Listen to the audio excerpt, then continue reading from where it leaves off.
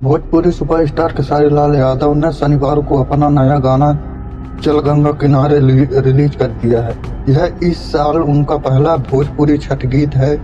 दिलचस्प है कि यूट्यूब पर गाने के रिलीज होने के 2 घंटे के भीतर ही इसे 53,000 से अधिक मिल चुके हैं।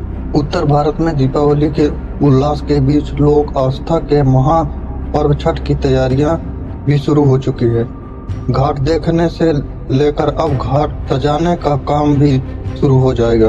भोजपुरी म्यूजिक इंडस्ट्री में इसी के साथ नए छठ गीतों के रिलीज का दौर भी चल पड़ा। शनिवार को इसी कड़ी में सुपर स्टार एक्टर और सिंगर खेसारी लाल यादव का साल 2023 का पहला छठ गीत चल गंगा किनारे रिलीज हो चुका है। यूट्यूब पर खेसारी लाल म्यूजिक वर्ल्ड के ऑफिशियल चैनल पर यह छठ गीत रिलीज किया गया है। दिलचस्प है, गाने के आते ही यह फैंस पॉपुलर हो रहा है। महज 2 घंटे में इस गाने को 53,000 से अधिक व्यूज मिल गए हैं। बाकी आपको सुपरस्टार खेसारी लाल यादव का यह छठ गीत कैसा लगा, हमें कमेंट सेक्शन में जरूर बताएं। जय छठी मैया।